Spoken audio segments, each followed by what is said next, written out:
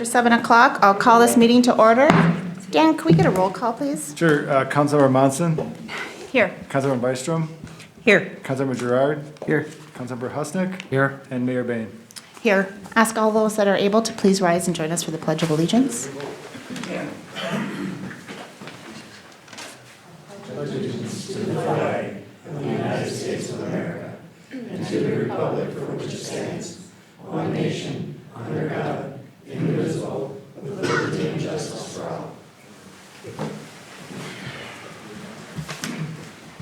Council, before you, we have an agenda. I will entertain a motion to approve. So moved. Second. Motion and a second. All those in favor signal by saying aye. Aye. Oppose? Agenda approves. First item on the agenda this evening is our open forum. Open forum is available for anybody who would like to address council.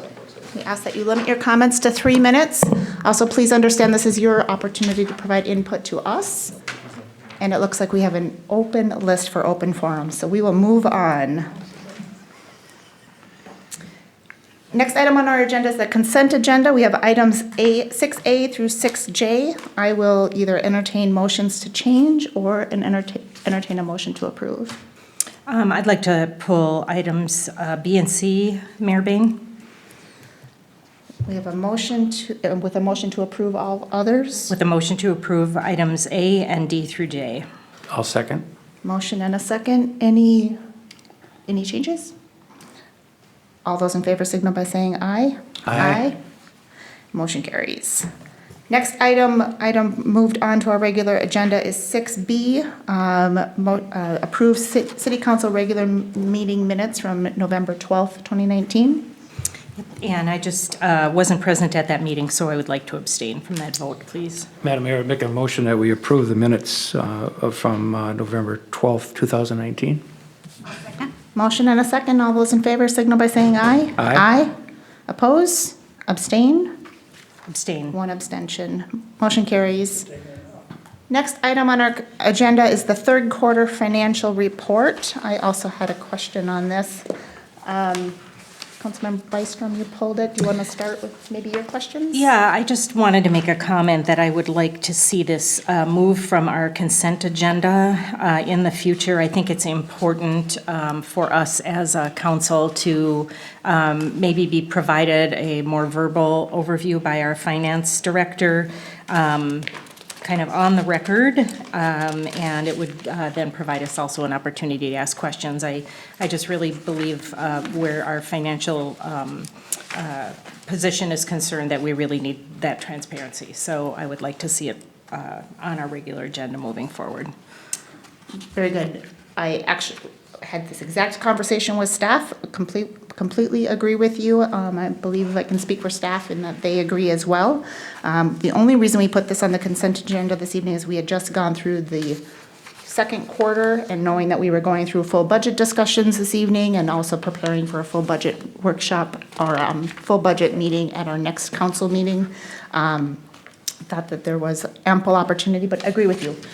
Did you have any particular areas of question? I had a couple of things I wanted to point out if you don't have any particular. I just see, being a first-year council member, some kind of inconsistencies in terms of, third quarter, but only, 50% of budget, those sorts of things. And just to, have our finance director better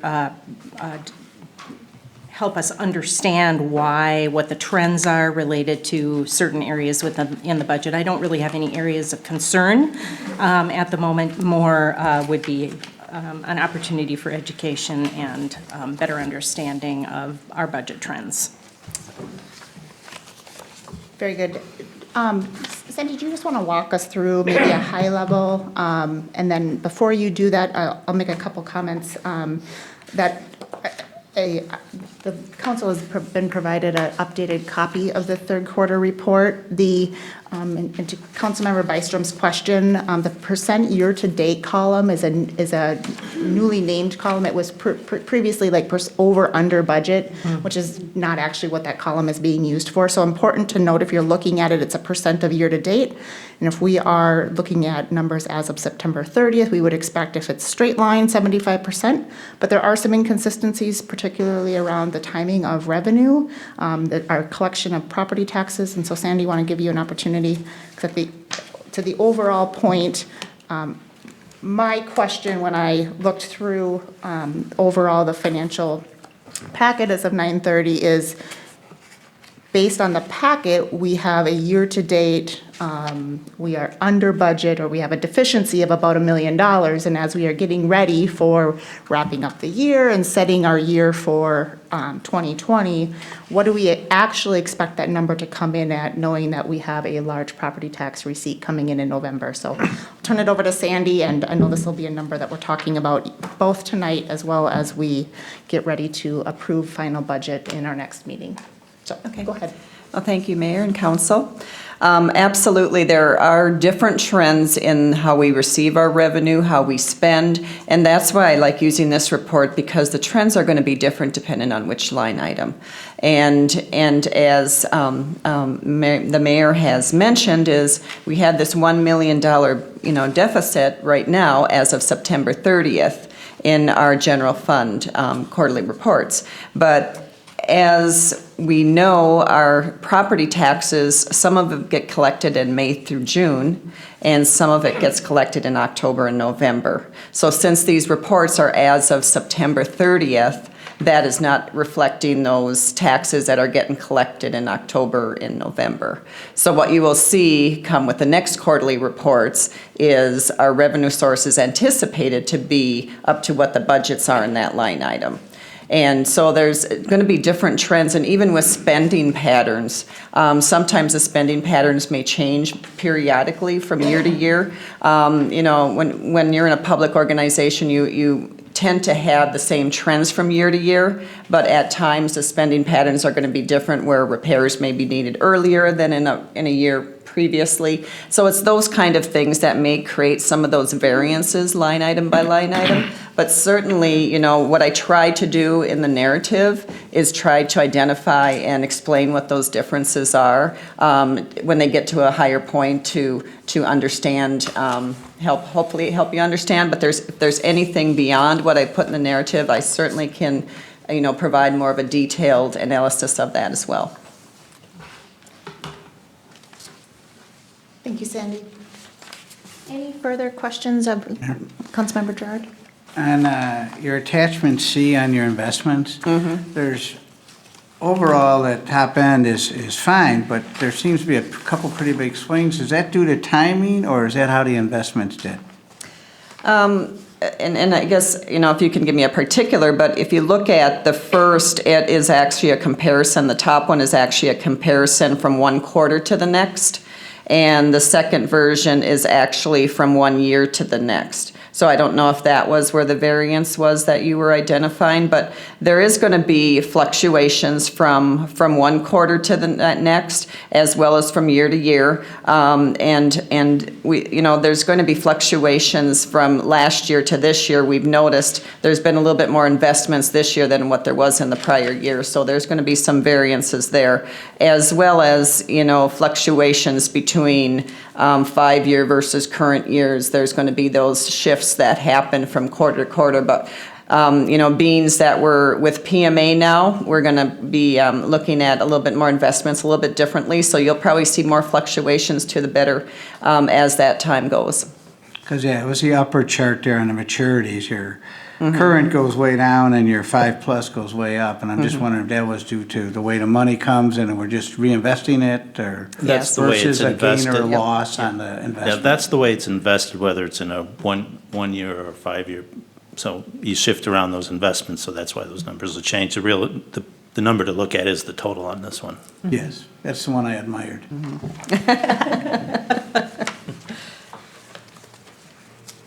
Any other questions of staff?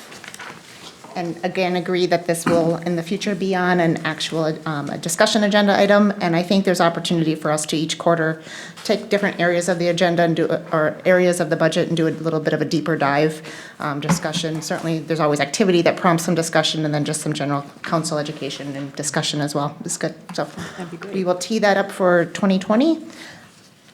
Not hearing any more discussion items, I will entertain a motion to approve. Madam Mayor, I'll make a motion to approve the third quarter report. Second. Oh, sorry, 2 seconds, I guess. Motion and a second. All those in favor signal by saying aye. Aye. Opposed? Motion carries. Okay, moving on to our regular agenda, and I will note for those in the audience today that we do have both a regular agenda. On your agenda is items 7A through 7F, and then we have discussion items 8A through 8C. Those discussion items we will not be taking any official action tonight. That is items that more traditionally would be in a workshop setting that we are tucking in for time purposes into this meeting. And then also you will note that we have a closed session at the end of the session as well. Moving on to our regular agenda, then 7A, the sale day report. Patrick, you want to kick us off? Yes, as you know, we sold the approximate $35 million worth of bonds. Was it not last Thursday, 2 Thursdays ago now? A week and a half ago. So Chris from Ellers is here to report our great success and moving forward with the report and telling you how good we did. So, Welcome. Thank you, Mayor and Council and City Administrator. Again, my name is Chris Mickelson with Ellers and Associates. Myself and my colleague Bruce Kimmel assisted the city with the sale of its what ended up being, after resizing, $30,710,000 general obligation bonds, Series 2019A. Included in your council packets this evening is our sale day report summarizing the results from that sale. And so very briefly, I'll go through this report. If you have any questions as I'm going, please feel free and throw them at me, or I'll certainly yield for any questions that you may have at the end of this discussion too. So as Patrick had said, the sale took place on November 14th. Bruce Kimmel came before you on October 14th with a pre-sale report, and on that same night, you also, as the council passed by resolution, what we call a parameters resolution. And so that established certain parameters that so long as a bond sale result was within those parameters, then as of the day of sale, a pricing committee could formally confirm and ultimately award the sale of this issue. And so that pricing committee, made up of the mayor, city administrator, and finance director, convened on that date of November 14th and did in fact confirm that the bids, and most importantly the low bid received by JP Morgan Securities out of New York, did in fact comply with that parameters resolution. And so if you look on the first page of this report, it shows that the purpose of this issue, 3 portions here, the first being to acquire the City Government Center by current refunding the outstanding 2013A lease revenue obligations that the Forest Lake Economic Development Authority issued. That was done to affect that current refunding for interest cost savings. And so the structure in terms of the final maturity, that sort of thing, is identical in the new issue as it was to that 2013A issue. The big difference is by going from lease revenue obligations to GOCIP, significant interest cost savings, and we'll get to that exact amount here in a few minutes. The second portion for this issue would be various water utility system improvements in the city. And then the third portion for this, the street reconstruction projects here for the next 3 years for the city of Forest Lake. As a part of going forward with this issue, the city obtained an updated rating through S&P. S&P rated this new issue AA+, and they also looked back on the city's outstanding general obligation debt, all other issues, and affirmed the existing AA+ ratings for those issues. This sale achieved 11 bids, which is something that, anytime on a competitive sale, when we see 3 or 4 bids, we're pleased with that. As the issue size gets a little larger into that $10, $20, $30 million par amount, if we're seeing 6, 7 bids, then we know we have a very competitive result here, and it should lead to really a very, the lowest possible borrowing cost for the city. And so to have 11 bids really speaks to the credit quality of the city, the investor demand. There's really just not enough new money supply right now to meet up with what underwriters and investors are looking for. And that ultimately leads to, not only a tremendous amount of bids, but also a very low borrowing cost for the city. The low bid from JP Morgan Securities came in at a true interest cost of 2.06%. The high bid here, 2.18%. And so here again, a spread of only 12 basis points among 11 bids really suggests to us that every single bidder came to this sale with an intent to win this purchase. Often enough, you see maybe 4 or 5 bids, and that fifth bidder might be 50 basis points off the fourth bidder, might even be a full 100 basis points off the low bid. And that would suggest, maybe they're what we call bottom feeding, or trying to sneak in and think, well, maybe we'll be able to get this and increase our takedown opportunity or whatever. But in this instance, to have 11 bids that competitive really is, again, a tremendous result. Principal amount again here ended up after the premium bid that was received from JP Morgan and the reduction of the bond size because of that at $30,710,000 in total principal amount. Underwriters discount, what JP Morgan paid themselves for making this market, $101,318. That reoffering premium, that's approximately the amount that this issue was reduced by, just over $4.7 million. After the restructuring due to the premium bid received, the true interest cost came in at just over 2.09%.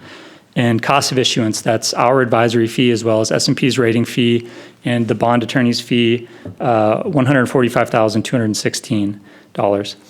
The yield here, what these will ultimately yield the end investor, will range from 1.14% on the earliest maturities to 2.56% on the final maturity.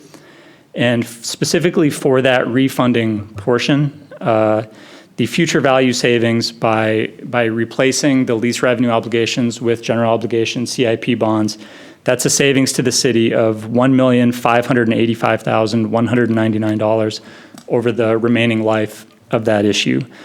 The present value savings, that takes into account the time value of money. That's not true dollars and cents, but again, including that time value of money, ends up being $1,237,937. And so to compare the future value savings in the actual result to the pre-sale estimate that Bruce had presented to you a month ago, those estimates were somewhere in the ballpark of $1,230,000 in future value savings. And that true interest cost that was included in that pre-sale report was estimated at 2.3%. This came in at 2.09%. It's interesting that sometimes we'll include maybe a 0.25% or 25 basis points in our presale estimates as some cushion in case the market were to move between the presale and a month later the sale. So that 2.3% in the presale estimate was actually current market rates. And the BBI, the Bond Buyer Index, which is the index that we track that looks at a basket of different AA plus muni bonds all across the country, the BBI actually ticked up by 15 basis points between October 14th and November 14th. However, this sale result achieved 21 basis points, after restructuring, less than what we had estimated in the presale. And so any number of factors could be attributed to that, but I will just say that that really serves to drive home the point that this result is something that we at Ehlers are very pleased with, and we hope that you at the city are also very pleased with. Just a couple more points to make here. The paying agent on this issue will be Bond Trust Services Corporation. That's our subsidiary corporation. They'll be responsible for making timely the payments to Depository Trust Corporation so that all of the end investors can be paid in a timely fashion. This new issue is callable. That's each of the 3 portions as of February 1st, 2029 for the first maturity, February 1st, 2030. And the closing date for this, the date that the city will receive the proceeds from the sale, is December 12th, 2019. The date that the outstanding lease revenue obligations will be refunded is December 19th, 2019. So as of that date, the 2013A issue will officially be replaced with the 2019A portion, the CIP portion of this issue.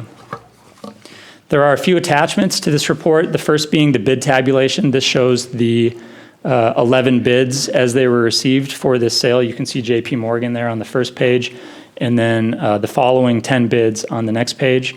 This shows that not only did the regional bond market come to this sale, but also this attracted bids really from all across the country. The winning bid coming from New York, some bids from Chicago and Milwaukee, even Florida, and several from the the quote-unquote big boys out of New York City.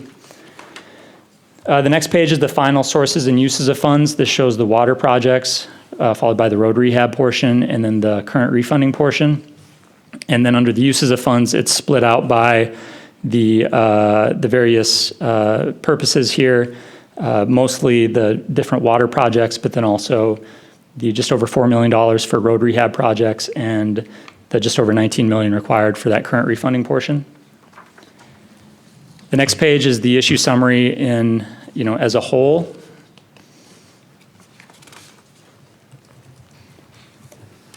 The page that follows that, the net debt service schedule, is very similar to the previous page, although this page also includes the $1 million cash contribution that the city is contributing up front as those 2013A bonds are being redeemed to even further reduce future debt service expense.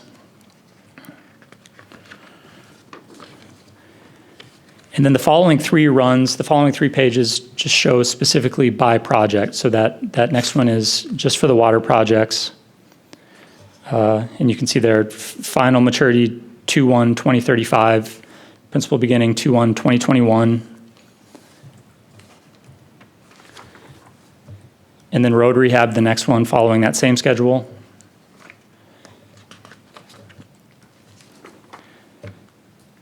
And then the current refunding portion, beginning 1 year sooner here with that first payment 2/1/2020. The levy is already in place for the existing issue, and so there's no timing issue with this beginning a bit earlier, and keeping in line with the existing debt service schedule. This matures 1 year earlier than the other two purposes, so this wraps up 2/1/2034.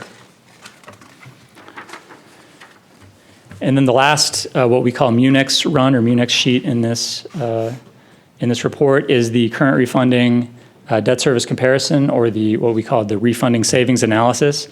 And so this shows the net new debt service minus the old net debt service gives you your total savings. And so there, in that far right column, about midway down the page there, you can see that $1,585,199 amount. And so that is the total cash savings to the city by taking out those 13A bonds, replacing them with the 19A bonds.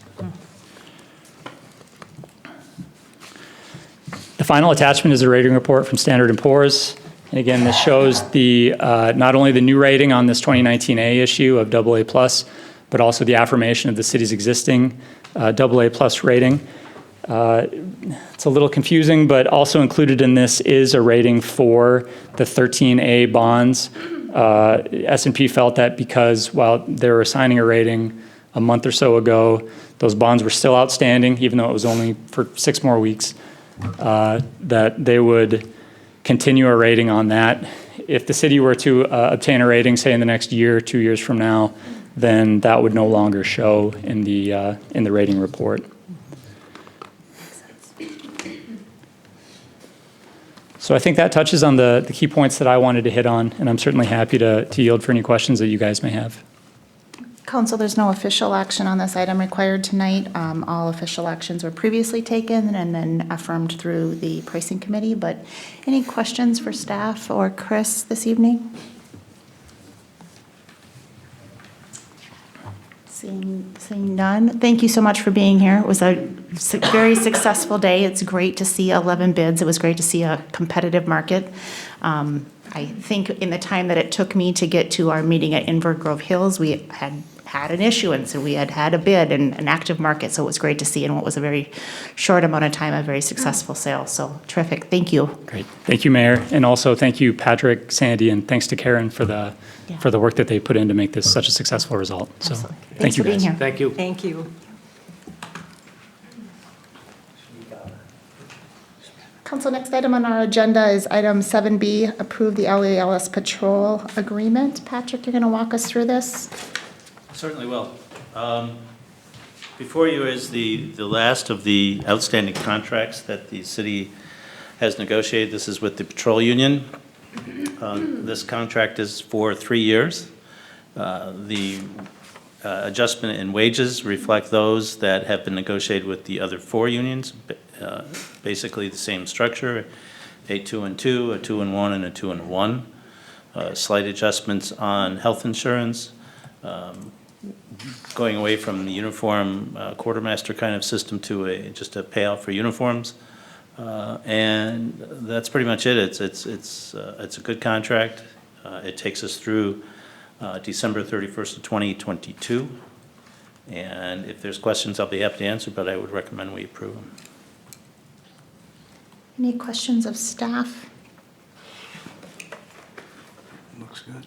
Don't have any questions. I'll just make a comment. It's great to see this will be as Patrick mentioned, our third and our final contract to get teed up. And we're doing that before agreements expire. And one of the ways that we're able to provide services as a city is to have great employees positioned to do great work. And so it's great to see these be settled. I think we're doing them very reasonably. Overall budget impact on these has been just kind of in line with expectations of being an employer and having employees myself and understanding kind of what those rate expectations would be. And it's nice to have that kind of locked in and have that certainty, certainly as we're going into 2020 budget finalization, but also for the next years as well. So I will either entertain questions or a motion to approve. So moved. Second. Motion and a second. Any further discussion? Hearing none, all those in favor signal by saying aye. Aye. Aye. Oppose? And motion carries.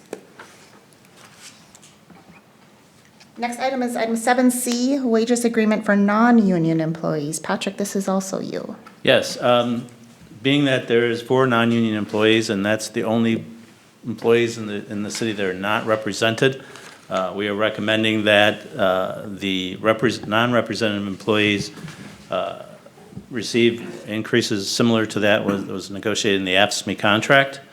And we so I believe that's been the pattern of practice in the past.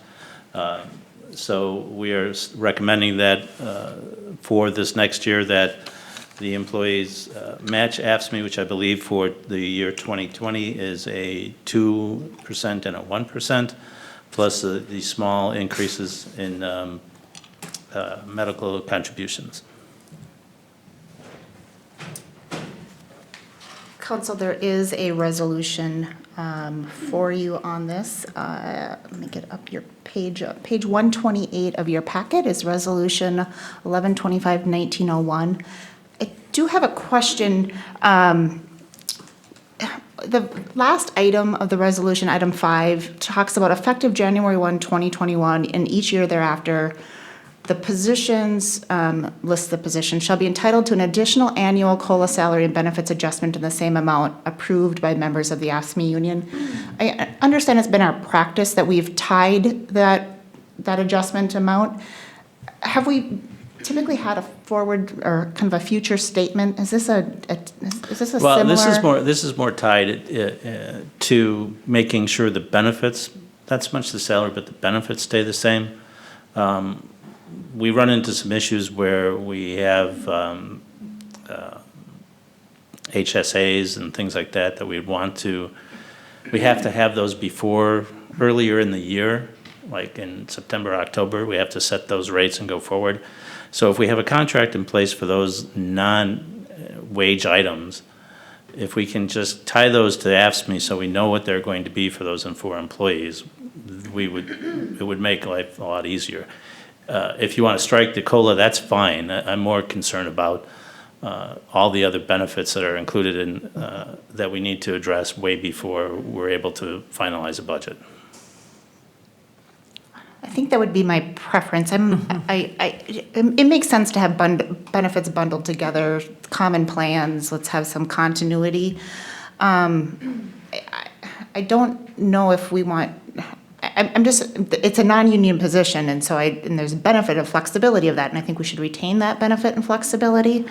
And I don't want to lock into future salary adjustment amounts that are outside of that. And so my preference would be to strike, shall be entitled to, I would say shall be entitled to benefits adjustments in the same amount. And so we strike to an additional annual COLA salary. Yeah, we have no objection to that. Other thoughts or questions from council on that particular item? And I just jumped into this item. I'm happy to talk about any other things related to this adjustment as well.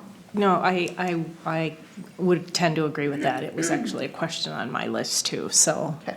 thank you. The other item that I'm kind of perplexed over and maybe not so much perplexed anymore, I think I've put it together in my mind, but it took me some time to get there. Just doing the math on the annual benefit adjustments, there's two things in play here. There's a COLA adjustment and then there's a step adjustment. And so doing the math on the annual increases on each position, it's a healthy amount. So just checking of, are we comfortable with that?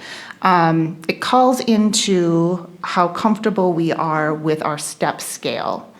And when was the last time that we did a benefits or a salary analysis on that scale? Yeah, checking with Brenda, the last time this was done was in 2006. We did a market study then. It was a result of an issue we had with wage equity issues that the city had to address. So at that time, I'm sure they employed somebody to make the wage and steps and put all these scales together. These are now the scales. There's scales in each contract, so every contract has a scale. The AFSCME has a scale. The two law enforcements have the scale, and MAPE has a scale. The non-reps are tied to the AFSCME scale, just to try to coordinate those. So, yeah, 2006, and they've been adjusted historically throughout the years by whatever the council decided to do there without having a written history.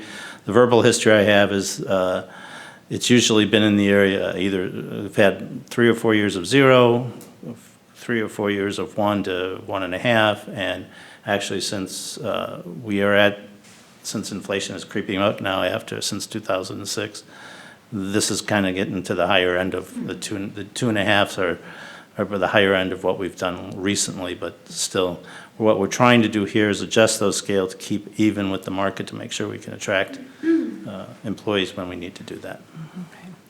So the overall governor is the top end of those limits on the scale, recognizing that employees will max out at some point, and is there 5 steps to our? There's 5 steps per scale, and depending on what we've had to set those employees at to get them to come to work here is depending how fast they top out. I mean, obviously, some of the positions in AFSCME probably were started at the low end, and after 5 years have reached the top, and that's when they're capped except for the COLA.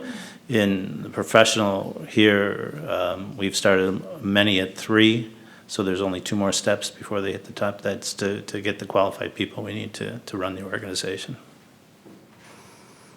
So I guess I'd point out for council, and this was the question I had as I was reviewing, was, well, where does that tap out? And that taps out at step 5 in each of those positions.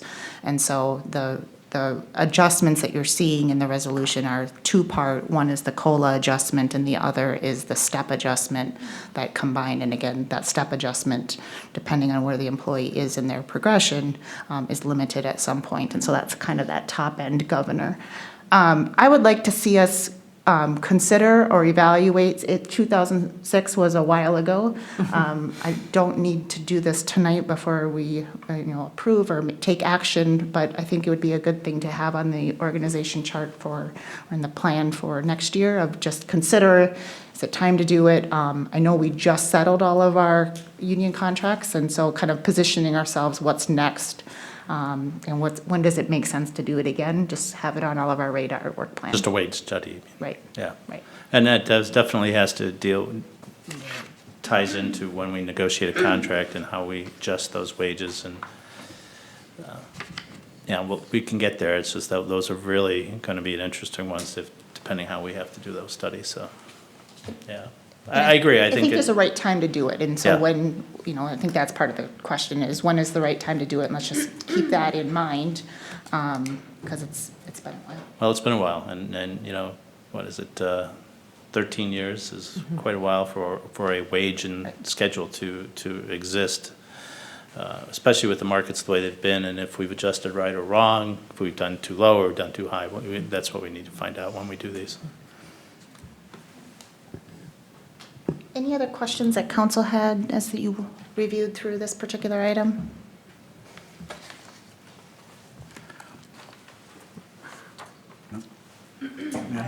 Madam Mayor, I make a motion to approve resolution number 11-25-19-01, approving the salary adjustments for non-bargaining unit staff.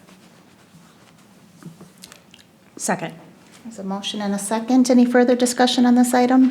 Point of clarification, or is that with the proposed thank removal you. of language or without? Thank you. Yes. sorry, I Councilmember didn't hear Councilmember that. Gerard, is the resolution as stated or with the amendment related to additional annual COLA salary? With the amendment With the amendment, and is the second, to remove, in number 5, I believe it is, it's number 5, correct? an additional COLA salary and just have a benefits adjustment.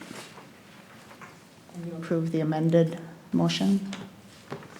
Councilmember I'll Presley? second, yes, I'll second the amended motion, Very good. or the motion as amendment. We as have an amended motion, an amended second. Any further discussion on this item? Hearing none. All those in favor signal by saying aye. Aye. Aye. Oppose? Motion carries. Next item on our agenda this evening, 7D, Water Treatment Plant 1 and 3 Rehab Project Award. Ryan. Mayor, City Council, in your packets, you have the bid results, and then also a resolution for award. So on November 21st, 4 bids were received here at City Hall for the bid opening for the Water Treatment Plant 1 and 3 Rehab.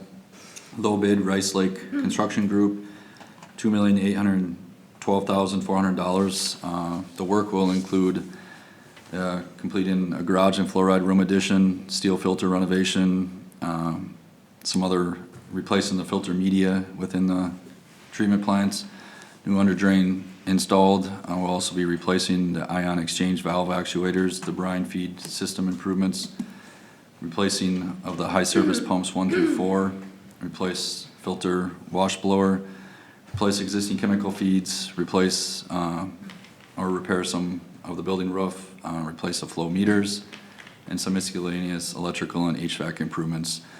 Anticipated schedule of the project is approximately 1 year, starting in December, January. The contractor will most likely do the filter rehabs in the low flow season, so winter or early spring, and the garage construction will occur next spring or summer. So with that, our recommendation is to award the contract to Rice Lake Construction Group in the amount of $2,812,400 for the Water Treatment Plant 1 and 3 Rehab Project. Councilmembers Resolution 1225-1902 is in your packet for consideration at page 130. 11/25/19/02. 1125-1902. Thank you. Madam Mayor, Any I'd make questions? oh, Go I'm ahead. sorry. Go ahead. I'd make a motion that we adopt Resolution 11-25-19-02, the resolution awarding contract for Water Treatment Plant 1 and 3 rehabilitation project to the Rice Lake Construction Group with a net total bid in the amount of $2,812,400 and $400, authorizing the mayor and the city administrator clerk to sign and bid the said contract. Motion and a second. Any further discussion? Hearing none. All those in favor signal by saying aye. Aye. Opposed? Motion carries. Next item is item 7E. Council, I will say this was on the agenda for the workshop that was canceled previously on Monday. We have it still up in the action item if council is ready to take action. Otherwise, we're happy to take feedback and anything that needs to come back. I know this is a lot for one discussion, so we'll see how far we get this evening. Go ahead, Ben. All right, Mayor, members of the council, I'm here to talk about enterprise software. I detailed quite a bit of this in my memo, so I won't go through line by line in my memo, but I just kind of give you a high-level summary of the memo. Just a bit of the background on our current software package. It was first implemented in 2006. We went through a version upgrade back in 2010. And when you look at industry average for enterprise software, the lifespan's anywhere from 7 to 10 years. Just to put that into perspective is that when we first implemented our Springbrook software, that was pre-iPhone. The iPhone actually came out in 2007. So we were in an environment pre-smartphone. So that kind of shows how fast technology can evolve in 13 years. So we're probably at the end of our current enterprise software lifecycle. So it's time for us to take a look at some new software. One of the things that we did, first things that we looked at, what are the modules, what are the components that we're looking at upgrading as part of this package? We looked at it, and the first one we looked at was finance and payroll, community development, which is building permit issuance and zoning permits, and utility billing as well. So those are the three kind of main modules that we looked at. If we're going to do a enterprise software package, we wanted to make sure that those were included in the evaluation process. We then kind of started looking at some of the evaluation process, the criteria for that software. If you go back to the memo, there's quite a big long list of a lot of the criteria that we did use when looking at the different software packages. But one of the main drivers was a better customer, better resident experience. We wanted to make sure when residents interact with the software that they notice improvements. Right now, we have very limited online capabilities from permit issuance, for bill pay. Wanted to make sure that we give a better user experience to the end user, to the resident user of the software. One of the next drivers was looking at workflow improvements. How can we leverage software to increase operational efficiencies? This can be as simple as, does new software offer the availability of not having to input data multiple times in the process, cutting back on data input time and also cutting back on data input errors. So if we're taking a check number, having to put it in 3 different locations in the software, that's 3 locations that we can inadvertently make a data entry error on. So the new software allows for efficiencies in terms of how we input that data. Just leads to a more efficient operation, and it also can help us better leverage staff time with software to get more done in an 8-hour shift. Also, another main driver was how does it integrate into our existing software ecosystem? Now, while finance, community development, and utility billing does make up the large portion of our enterprise software, we do have other software packages that we currently deploy and wanted to make sure that this new software plays nice with them as well. So our archive software, for example, where we keep all of the city's records of note, we wanted to make sure that we can directly integrate that in this new package. We're not having to open up 2 different windows that we can directly look at, say a check or an actual check by clicking on something within the software versus opening up a second software program and finding it in there. But I think a main driver, one of the top drivers, was module integration. When you look at enterprise software, these packages are designed to stand alone. So you can buy just the finance software, you can have just a community development software, and you can have utility billing. You could theoretically have them with all 3 different vendors. The problem is that the data then is housed in 3 different silos, and it's tough to get them to integrate. So when we started looking at what the different providers could do, we wanted to make sure that they allowed for module integration. So you see on the screen in front of you, it's kind of just a visual what that looks like. It's kind of looking at it like Legos. When you put Legos together, you take 3 separate Legos and combine to make a larger Lego structure. Or you see here on the bottom with the finance on the left, utility billing on the right, community development in the middle. You see the ability for these 3 to form kind of a super software package, and then the data will then flow from finance into utility billing and backwards. Same with same with community development. You can see permit data that's there flow back into finance to make sure we are properly billing for permit charges and expenses and making sure that they're received properly as well. Kind of going on one of the evaluation processes, kind of drilling down to the granular level, looking at our current building permit software. Right now, we are not able to allow for online submissions of building permits, and we have some workarounds. We have like electronic, you can submit a permit through, you can email it in as a fillable PDF. However, we do not have a way to take that online submission and get it directly into our software without having to actually physically input that data in. So that was one of the process examples we looked at. Is there a way with the software that we can allow for an online submission to filter right into the building software? And when we looked at the proposed software, we did ensure that that software allows for online submissions. That data goes right into the software and it kicks off a workflow that says there's a building permit that's ready for review and issuance. So we don't have to check the email, take it out from the email, hard code it into the system, and then kick off the workflow. It comes in automatically from the website. So we looked at all of that. We looked at a number of different vendors, but we kind of whittled it down to a short list. And the short list were the ones that met the most of our evaluation criteria and allowed for module integration, the best module integration into one package. The two that were on the short list were BS&A Software and Central Square Technologies were the two that kind of made that ended up making it on the short list.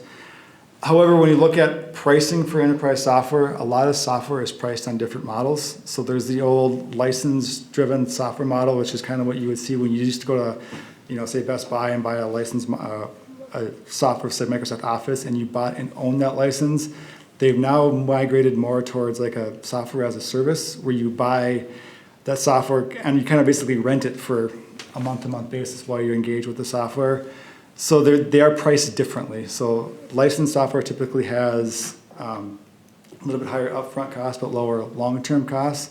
And software as a service typically has a little bit lower entry point, but a little bit higher monthly cost to account. So it's a little bit of an apples to oranges comparison. However, we were also able, I developed a 10-year cost model where you try to normalize that out to make it more of an apples to apples comparison. The factors driving that: one-time costs, which include your data conversion, your implementation, your upspinning of all of your software on both ends, training, et cetera. Also factored in the annual software increase or annual price increases. If it was an on-premise solution, we had to factor in what the server costs were going to be because we would need to maintain server space for that.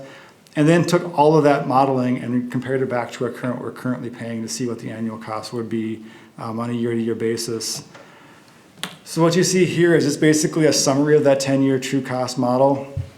The kind of the light orange there is our current provider.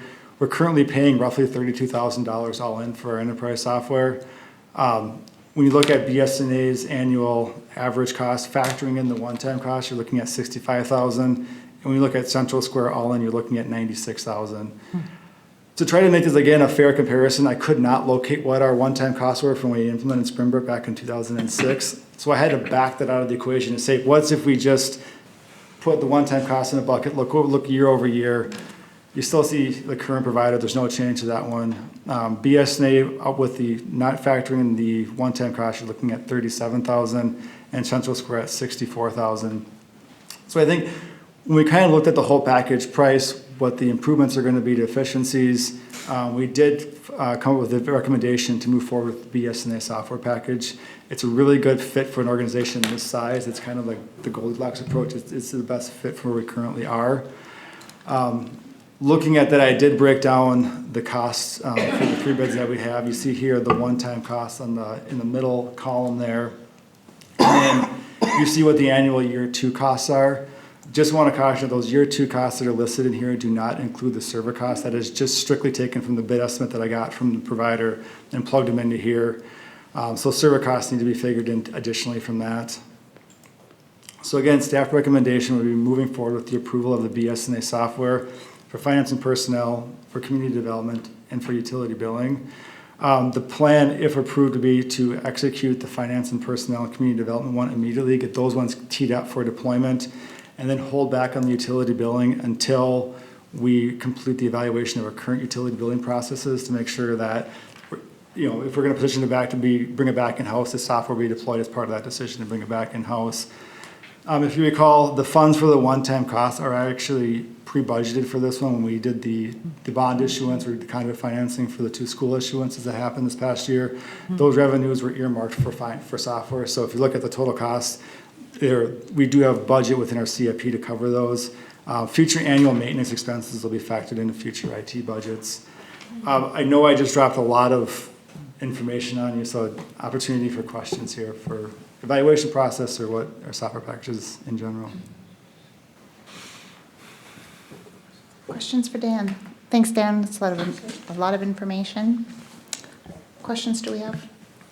Yeah, man. Yes, please. My only question, and I'm not here to second guess any decisions, why is the current vendor, were they eliminated in favor of BS&A? That's a good question. We did actually reach out to them first. Part of it is through acquisition. So the original company got acquired by a larger software provider. I think, they were trying to roll in a financial package into a larger suite of government issued software. What's kind of happened is that our financial suite has kind of been bounced around a little bit between development teams. It's probably not given the attention that it needed to be given. We did meet with them. They do have a community development suite that does integrate with it. However, there were some integration issues that were pretty apparent on the demo. That data that was in the community development did not easily flow into the finance side of it. So we did, at that point, the modular integration was too much of a lift, so we did eliminate them from consideration. Thank you. Other questions?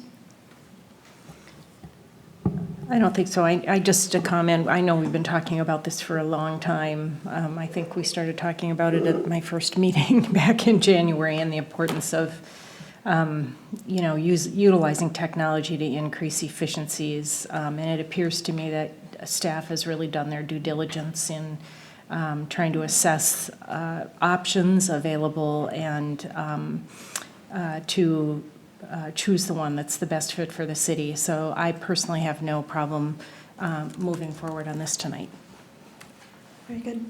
Any other I questions? do have one question, Yeah, though. please. What do you anticipate the timeline will be for the utility billing? That's my question. We are currently, to be honest, trying to make sense of our current processes in our utility billing company. We are working through that quagmire of information that we're finding. The secret to this particular implementation, and I've implemented the software in the past, is, like Dan said, the ease of implementation. The two other modules will go first, and then once we get through some of that, we should have an answer on the utility billing sometime next year. However, we will be moving very slowly and carefully on that because there's a lot of moving parts to utility billing with the meter replacement system that you've approved, with making sure we've got the right customer information. We don't want kind of a rush garbage kind of thing again. We want to really set this up, and being that we have to set up online payments, online accounts, this will be a slow implementation. I don't see this being implemented until at least 2021, sometime during that year, particularly if we still haven't made the business decision whether we should bring it back in-house or stay outside. That will be made next year, and once we make that, then that will guide us. If we make the decision to bring it back in-house, then we will have to come back with a proposal on how that's going to work, when it's going to work.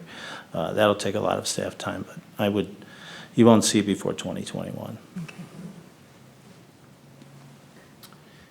So I have a question, a little bit of a comment and then a question. I think we should be concerned about using a 10-year timeline on a go-forward basis. I just think that technology is evolving so quickly, and I think that whatever we select as the right option for us, we are going to have a turnaround time much quicker of our next iteration just because technology is evolving so quickly.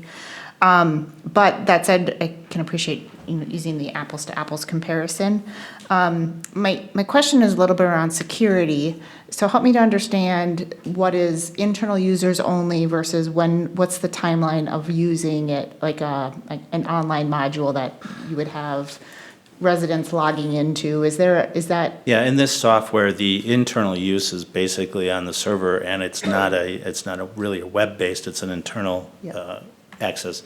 What BS&A does is we'll have a resident portal that will exist on the web that you will be able to key into, get into it, just like you do your utility bill, your energy bills on gas and electric. It'll have some kind of a portal, account number, information, you want to pay your bill.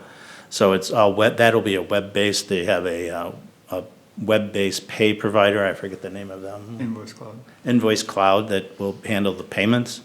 And that's how it all works. So it's a separate kind of thing, so. And what happens is, when we start to have, let's just say we have utility billing, you as a customer will get a password on your utility bill to use to access the account. So you have a username and a password, probably your account number, and then the password will be given to you on your utility bill. So that's how you'll get that. And then, as usual, if you need to have it refreshed or things, there's a process that'll do that. So it's pretty modern and up to date and things like that. And that component that is that resident account that has that password type information, that's a future component, not part of what would be immediately purchased. Does that come This on? will, it will be part, it probably won't be used really until utility billing, but it is a part, it's part of this purchase. Okay. That we will, I mean, we want people to not mail in their utility bills anymore. We want to possibly change the frequency of utility billing. I mean, you get your gas bill and electric bill and water bill every month, right? So maybe we should be looking at that to go to a bi-monthly or monthly as the rest of the utilities do. But that is part of the purchase that you're going to approve tonight. It just will not be immediately implemented.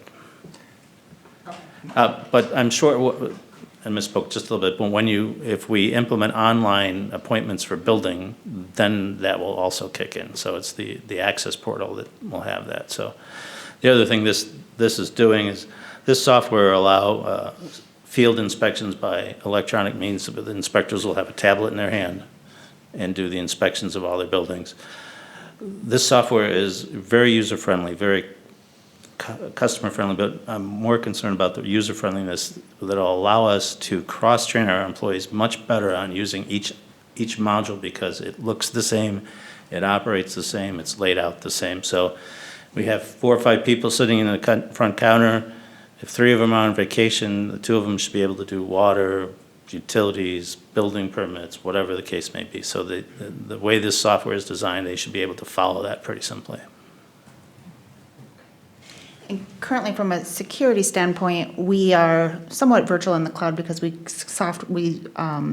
contract with Roseville IT, correct? So this would sit on a server at Roseville IT, is that the? Correct. So we're unique in the fact that we kind of already buy Right. into a private cloud network Right. where we don't physically store our servers here. So we in essence have a private cloud. Roseville would have a component of it. So the licensing, most of the software data does sit locally on our network or, in Roseville's, server closet. There is an online component though for like the web portal interfaces through BSNA. So that portion is segmented out. So from a security standpoint, if somebody were to get in there, they would not be able to get in and end round into our network. So there is a segmentation from the security side that way. And Roseville IT is able to accommodate from the hardware perspective what needs to sit there. So Correct. we still have a kind of a private cloud experience because it's not sitting here on premises, but it is essentially server-based. Yeah, in essence, it's basically the way I've described this to protect when software companies that come in is I just look at it like we're an on-premise solution. There's nothing different from when they try to implement this that on-premise from where our current system is. We just have the benefit. Roseville has a design where they're stored offsite. And our existing agreement with Roseville IT covers this additional and all of the security around that existing agreement is in effect. Correct, and there is an increase. There was a slight increase in we had to purchase an additional SQL license for this software, but they are able to meet all the criteria for the software without any problem. And just to circle back on the deployment, the timeline, so like when residents would actually see some of the improvements on it, looking at probably third quarter of this year. We're looking at probably a 6-month rollout. 2 other reasons for that is that we don't want to launch a building permit software in the height of the building season. You don't want to try to spin up new software when everybody's scrambling to get permits in the spring. So looking at kind of this natural cycle, it does start to slow down a little bit in the fall, so we're going to try to get that positioned where it goes out. But they're confident that right now, if approved tonight, that we can slot in and we'd be able to start implementing, start first of the year, they would start getting us on the implementation timeframe.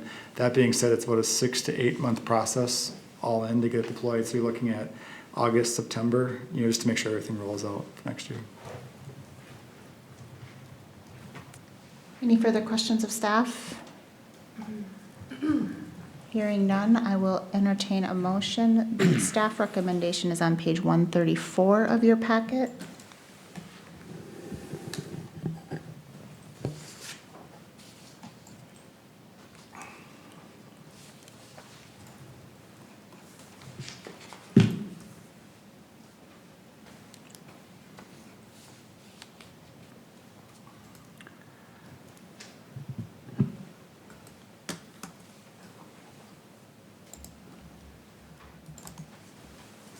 Madam Mayor, I would make a recommendation to move forward with the following software modules for BSNA software, community development, finance, personnel, and utility billing per the pricing set forward tonight.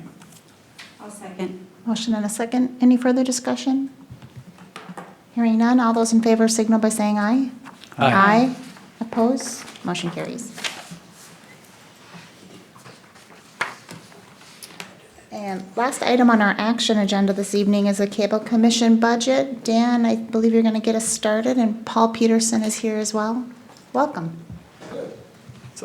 I'll do the boring number side of it, and Paul can do the fun, what he's doing Perfect. in the community After side that of last it. part, you'll know why he's doing the numbers part. So first and foremost, why this is before the city council tonight, this is a creature of the joint powers agreement that we have with the other cities involved in the cable commission. So every year, cable commission develops a budget. It comes before council for review and approval. I just want to kind of highlight just a couple of the main drivers for this year's budget. This was kind of a unique year in a budget for the cable commission due to back in August, the FCC released a ruling that changed the criteria for which we collect franchise fees, which is the main funding source for the cable commission and for LATV. Basically, the effect of that was that the FCC said that if, Midco's is now, the providers are now able to deduct certain expenses from the amount of their franchise fees that they're required to pay. So, for example, right now, as part of our current franchise fee agreement, Midco has agreed to provide no-cost service, cable service to a list of buildings within the area that the agreement serves. So for this building, for instance, they provide service here, but they would not get charged for it. So it's a free service drop here. What this FCC ruling does is basically says Midco can then deduct that monthly cost of what the basic cable would be for this building from the amount that they pay in franchise fees. So in essence, it's no longer a free service, we're deducting it from franchise fees. Where that really plays into how to factor in the 2020 budget was we asked Midco for what the reductions are going to be in 2020. And since it's August, this ruling came down in August, they were not able to give us that number. So we kind of had to take a shot in the dark just in terms of what the revenues were going to be for 2020. So kind of going back to the FCC ruling, another thing is that this will probably be litigated one more time. So what's currently in place now might not be there in 2021. So we didn't really want to kind of come in and have a hair on fire. Let's create this drastic reduction in budget. Let's kind of look at a one-year bridge budget to see what happens in 20. It may not be the same parameters in 21. We also will have a better idea of what the reduction in revenues is going to be about midpoint in 20, so we can make adjustments to line items as we go. That being said, there was an overall reduction in expenses in the 2020 budget. They reduced them by approximately $14,000 compared to 2019. The bulk of that was due to a reduction in filmmaking and editing hours. Paul's implemented some organizational changes that allows for editing to be done in a more efficient way. Also not filming, there's a difference in how what events are being filmed, so there's quite a bit of cost savings as a result of that. Also, 2020 is not a requirement for an audit for the cable commission. That was done last year, so there's no audit expense. That's where some of the other cost savings are going to be. This is not a true balanced budget at this point, since again, we estimated revenues to be lower, expenses to be lower. So we did, on this budget, envisions dipping into the fund balance for approximately $4,000 to balance out for 20. Again, that's an estimate at this point. We don't really know what those revenues are going to be. Again, not sustainable moving forward. So if we get midpoint in 20 and all of a sudden we realize that revenues are falling way below projections, we're going to have to then go back through and retool the budget to kind of make those draconian, those really drastic cuts in the budget. This right here is a good lights on budget. It was approved by the Cable Commission back in November. So the requested action for council tonight would be approval of the 2020 Cable Commission budget. I'd be happy to answer any questions regarding the budget at this point. Paul, anything you'd like to Draconian. add? That one scared me. Yeah, I mean, Yep. I didn't want to come in with like just, Yeah. Right. worst case scenario, this is a midpoint budget, but realizing that we have to keep an eye on, it's not sustainable where we think it's going to be. And we did brainstorm some really worst case scenarios, so if it does come to that, we have a few things we can look into, but What do you think timing, I don't know, this is a crystal ball question and you really don't know, but if there is going to be a change from Midco, do we at least have is there a contractual timeline where they have to give 90 days notice, 180 days notice? They can just withhold they told me funds? I would hear by the end of the year. And I've asked 3 or 4 times, and that's just the answer I get is we'll let you know. By the end of This 2019, year, in a yep. few weeks? Yep. Okay. And that would be the expected change for all of next year? I in do not theory? know. The Okay. answers I've gotten have been extremely vague and just kind of a, we'll get back to you. So, And two things, I mean, reading some opinions on what, kind of the best course of actions for commissions at this point. One of the opinions I read was they recommended not making drastic cuts at this point while it's still getting shuffled out. I think it's gonna be pretty easy to determine what the monthly cost for the cable commission services are, and it's a position where if they're serving 30 buildings, let's say within the city, we can say, okay, of these 30 buildings, we don't need service drops in all 30 anymore. We can make that decision there. It gets a little bit fuzzier when they say they can also charge back for the cost of hosting the channels, but they have to account for those costs. So, it's once they kind of give us our first revenues, once these new things go into account, I think that's going to start conversations in terms of where we actually are, and we'll get a way better idea. We did look back, we did reduce franchise fees by, I believe it was $12,000 next year, just kind of looking at, it's a back of the napkin calculation, but it should hopefully get us in the ballpark of where we think the reduction should be. Yeah, how are we doing on subscribers? Is that, I know that's been ticking downward. it's but just ticking down. It's fairly slow. Same but trend line? Yep, kind of the same, yep. And are they doing anything around new, we've got a couple of new apartments coming online and in theory, other sources of revenue, but are they doing anything around being any more proactive and being in those areas? Not necessarily, No. And in general, industry-wide, the FCC, a lot of the cable companies were using this as a way they're using these reductions to fund expansions in broadband. So they were saying, hey, we're gonna put our broadband services out there because that's where the future kind of is for this industry. So Right. and we don't collect franchise fees on broadband, it's only on cable subscribers. So, but overall revenues subscribership, like you said, is staying fairly consistent. Well, I'd just like to say you're doing terrific work, and anybody Yeah. who has seen the studio that is built at the high school and the interaction that has engaged students in filmmaking and use of technology, it's just a great work, and it's just a big shift in overall strategy and execution from where the Cable Commission was a couple of years ago. So, but appreciate that there is some uncertainty in funding, and the source of funding is currently those franchise fees. I think the challenge for the Cable Commission, we should all be thinking about this, is alternative sources of revenue and how do we take those services and create more of a for-fee type service that's able to kind of generate some payback for the value that you're providing to the community, so. It's possible the school has offered basically anything we want to help us out there too. I mean, if we had to move in there, they offered us that for the rent there. If it turns into some kind of curriculum, I have 4 different teachers looking at that possibility that I work with them and it turns into classes there. So, I think those are all valuable avenues to explore, even if we didn't have this change at the FCC hanging over. I think Yeah. those are things we should be exploring, so. I'm happy to support the budget this year, and then let's just keep an eye on it and see Yeah. what happens and be creative in how we continue the great work that you're doing. That's my personal opinion.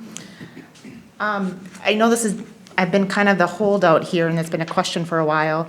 And one of your major expense items is audit, and as the budget has been forced to be reduced, that audit just stands out as more and more of an open item. I know it's not on the budget this year because it's not an audit cycle, but I would be open to considering that coming off. If we could, in advance of that audit, have some agreed upon procedures or what we would do in place of it, just to have some assurance, and I open that up to council for feedback as well.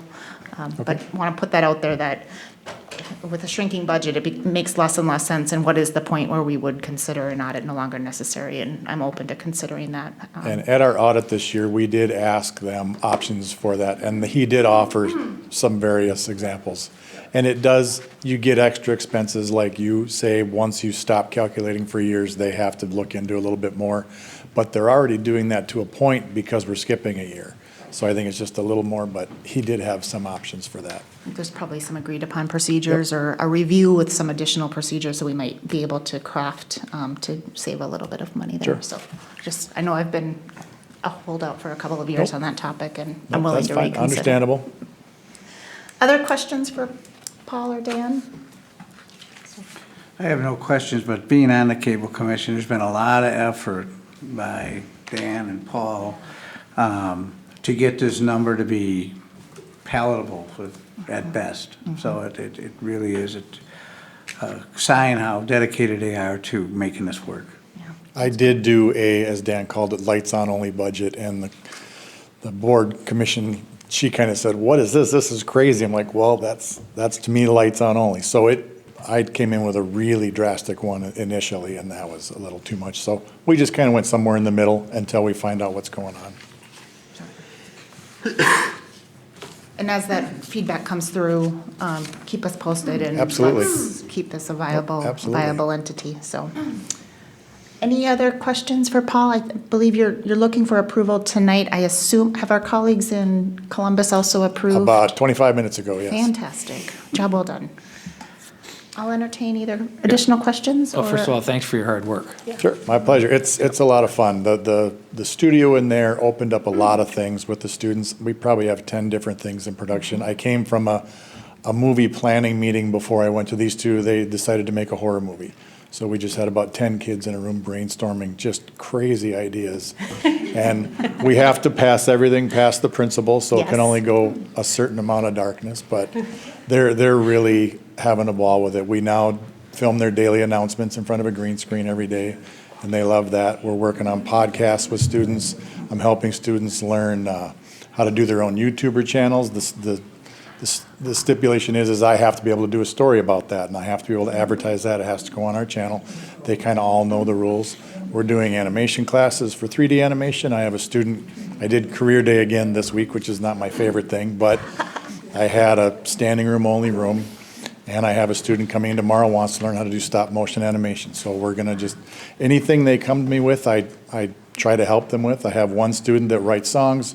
We're going to help her record a song and then do a music video of it. So I'm just trying to get them to come to me with anything, and the studio helps a lot, and it's all starts going on the channel, goes on the website. So it creates content for us, because that's the reason we're here, is to show it to the community, but we're trying to do more story-driven so it has more interest to the community. But there's one me, so it takes a while sometimes to get these things out. But it's going really well. They have a lot more energy than I do, but I'm trying. Excellent. I will entertain a motion to approve, or any other questions council may have. I'd make a motion that we approve the Cable Commission budget as presented. I'll second it. Motion and a second. Any further discussion? Hearing none. All those in favor signal by saying aye. Aye. Opposed? Motion carries. Thank you, Paul. Thank you. Thank you, Dan.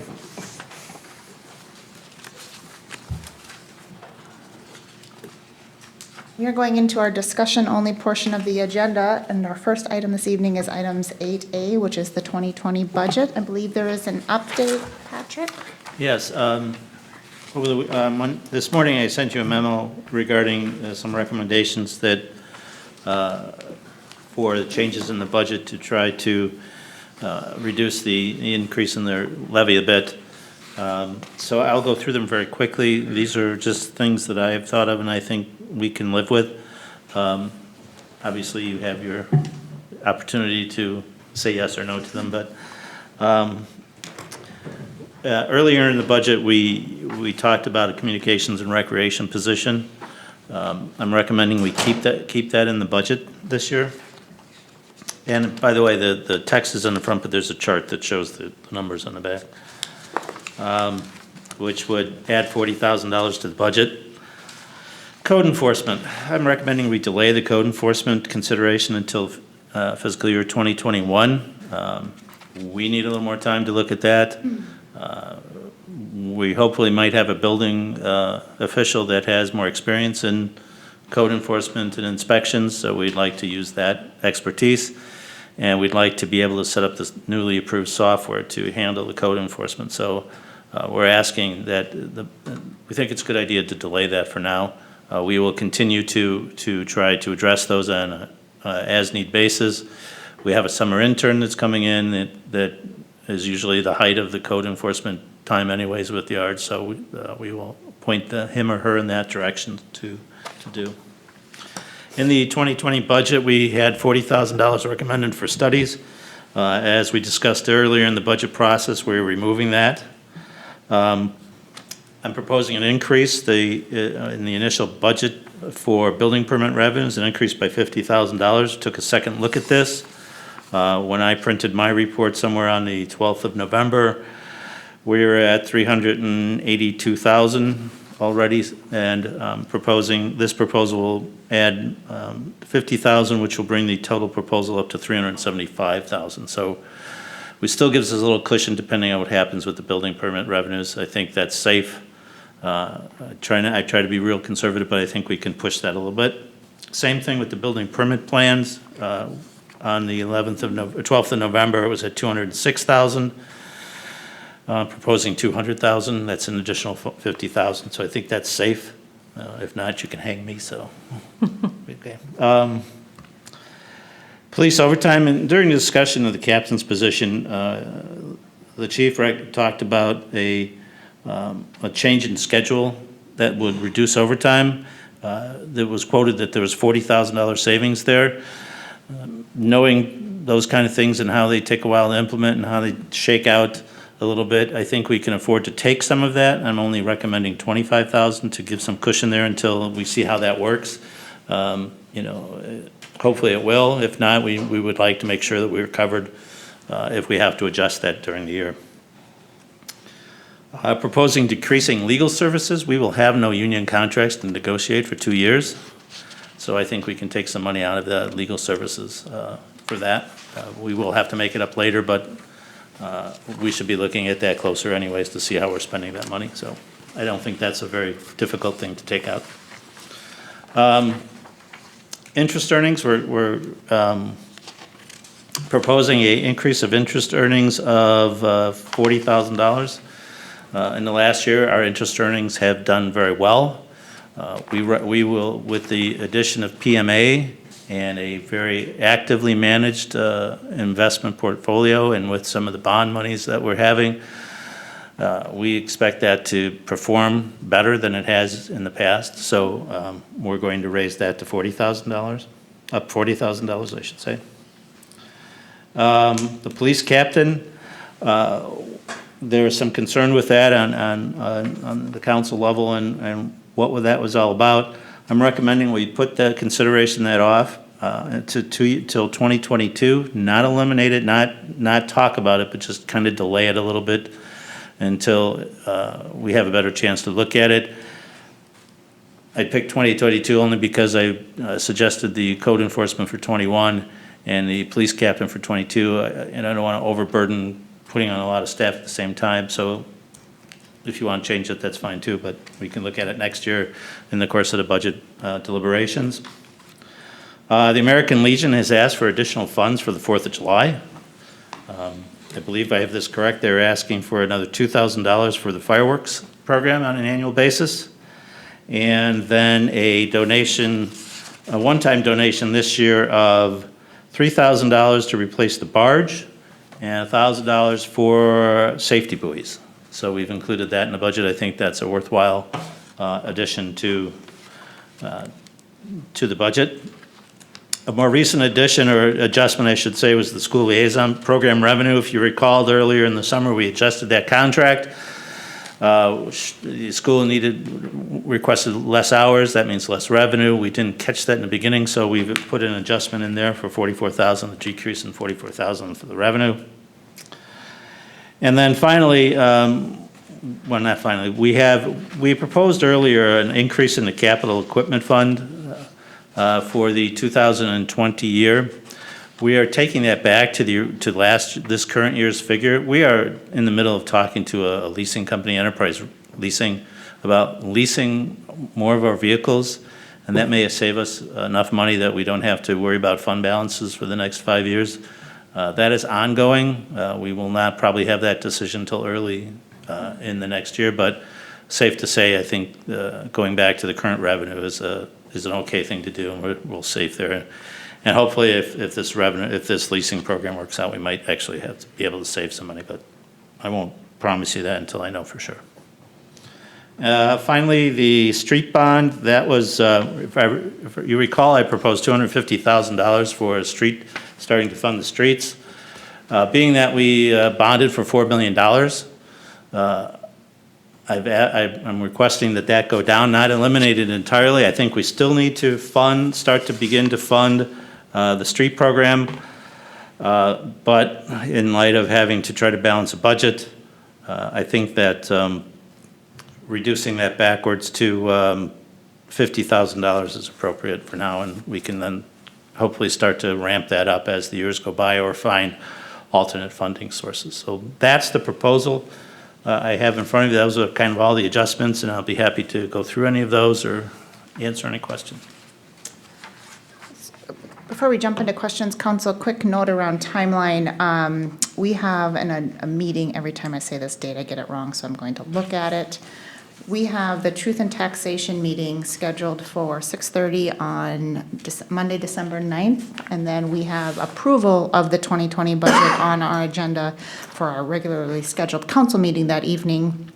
As staff let us know this week, we did add another workshop session to make up for the workshop session last week that was canceled, December 2nd. So happy to entertain any budget questions this evening, and also happy to add another, if we need to see anything else related to budget, have any further discussion, happy to entertain that on December 2nd as well. So not trying to move on from the discussion this evening, but did want to just throw that out there that there is another opportunity before final if needed. Yeah, just a point of information. We would like to have some clarity and direction because we have to present you the final budget on the 9th. So if it's either tonight or the next budget workshop, we would appreciate a kind of final decision so we know how to put the package together. Do you have, I think there's a printed out version that I don't have a copy of, that I don't have the tally of the numbers at the end. Is there another copy of that around? Did you get page 3? I'm the accountant without numbers.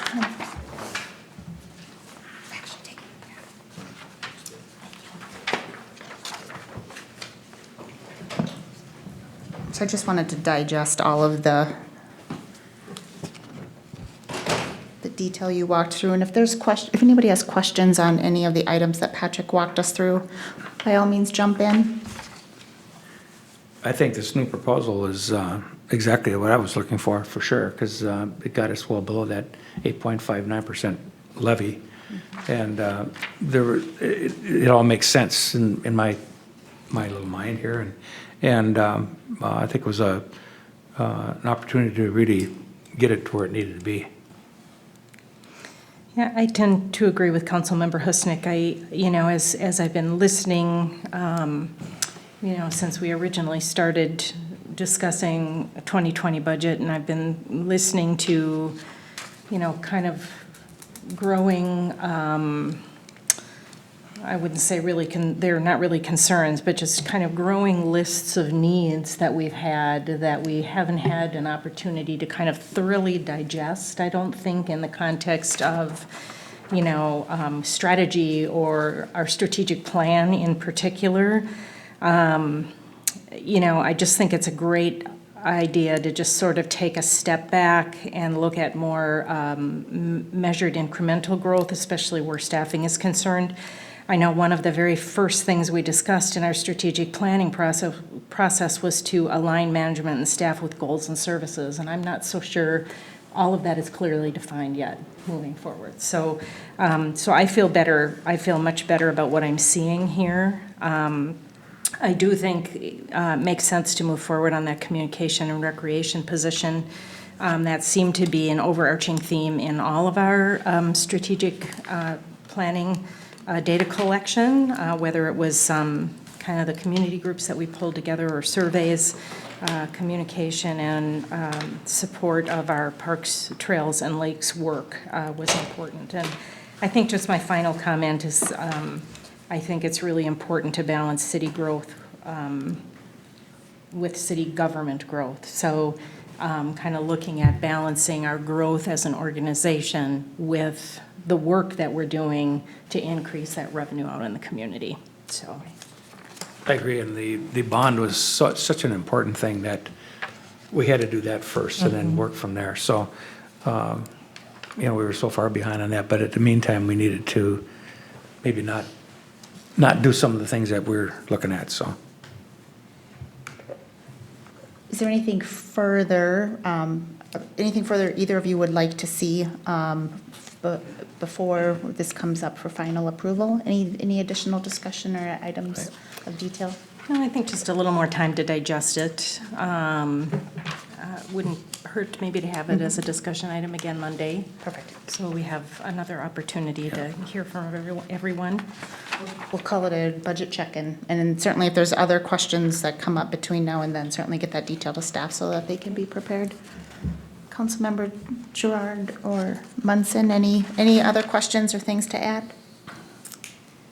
No questions that I have. I would concur with Councilmember Husnick and Byström in terms of it being a more palatable number for us. And I also feel like it doesn't close the door on any of the items that we have discussed. It leaves the door open for, incremental growth. Future consideration for sure. Yes. And I'm fine with it. I would have liked to seen the code enforcement this year because we get a fair amount of complaints. But on the other hand, without having a building inspector here and some of that other knowledge that's needed, it's immediately in 2021 would be good. I do think, so I agree with the overall need. I do think that there's still work to be done on creating what the policy is and creating some of what do we want a code enforcement officer to be doing, what is the approach. I had yet another discussion today of what code enforcement gone astray can look like, and that's not a path I want to see us go down, so I just want to make sure we're kind of locked in before we fund it.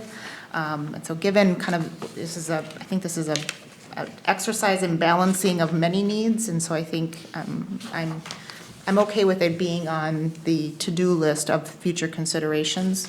As it relates to the police captain position, I think we should leave I would prefer us to leave the timeline a little more open.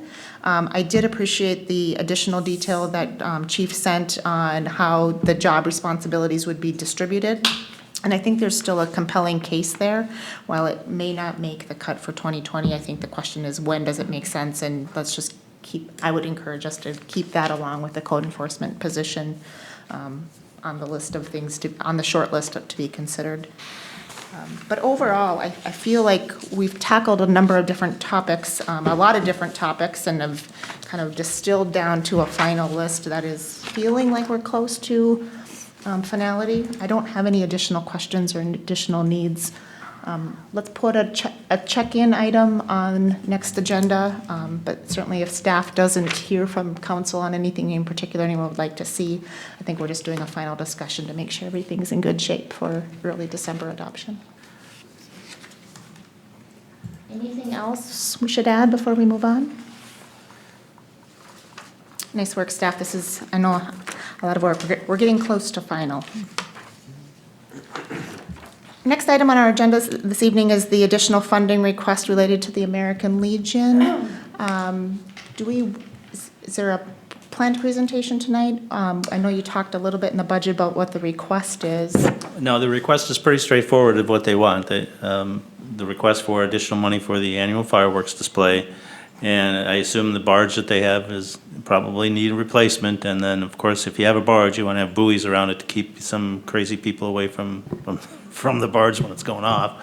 So it's pretty straightforward. I think that obviously the 4th of July is a big holiday, especially for Forest Lake. And I think this is not a outlandish request, and it's a moderate request, and I think we should support it. So. Very good. Any questions of staff before it's built into the existing budget? I would just like to say thanks to the Legion for all they do to make this a great community event. Anytime Legion is in front of us, we're always asking what else can we do to help. So we're happy to put our money where our mouth is and kind of extend our contributions to this event. And certainly let's keep the partnership going, whatever we can do to make that one of the best days of the year. We're happy to do so. And finally, last but not least on our discussion agenda, Castlewood Golf Course Agreement. Jamie, I think you're going to walk us through this. Yes. Mayor and members of the City Council, included in your packet tonight is a draft agreement. It's a management agreement for Castlewood Golf Course with JT Walker Enterprises.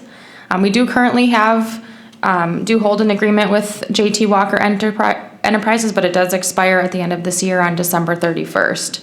So just want to give a quick little bit of background.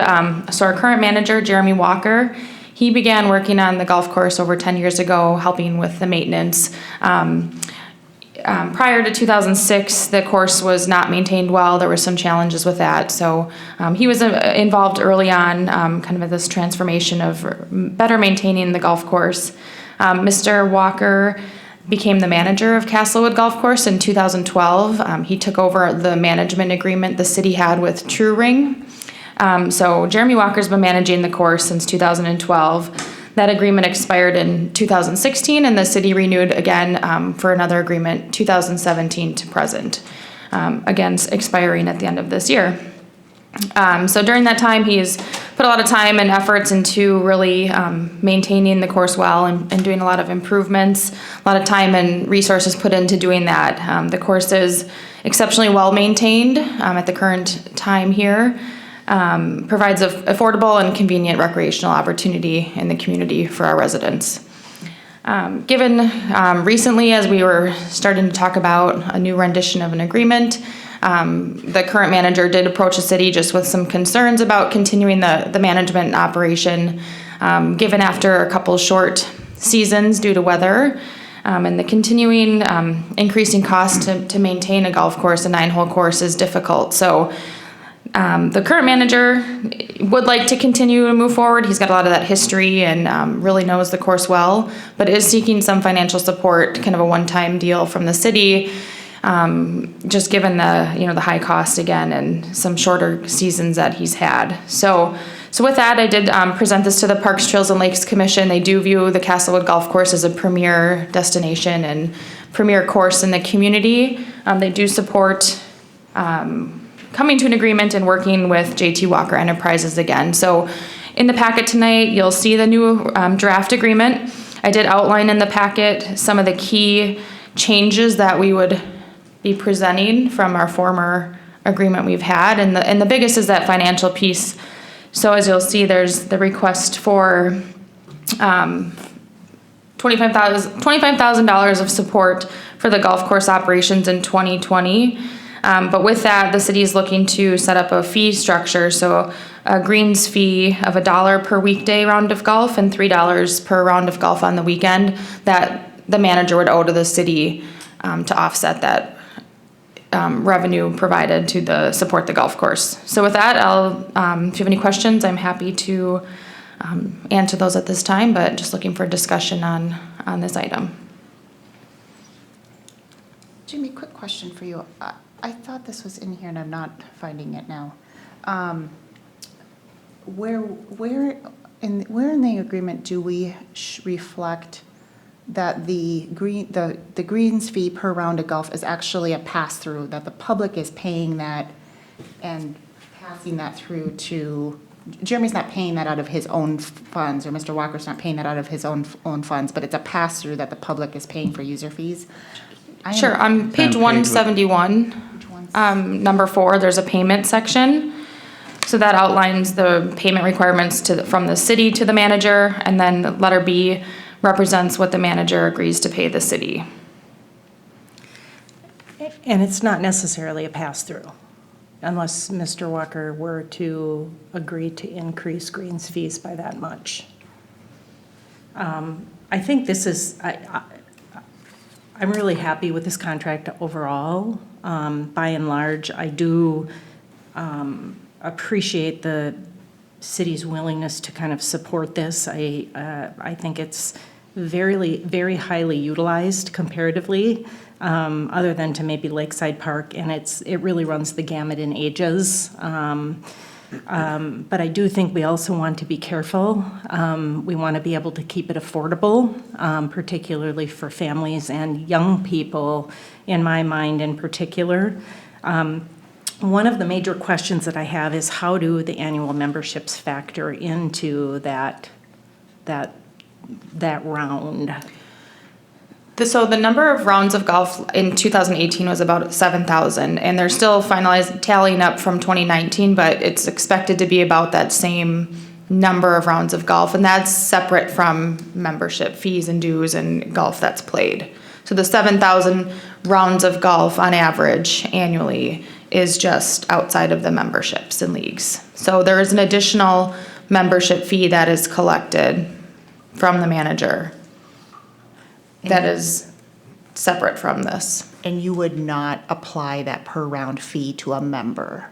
So the 7,000 rounds of golf are for non-members golfing? I would have to clarify with the manager, but I'm pretty sure that these are outside of members.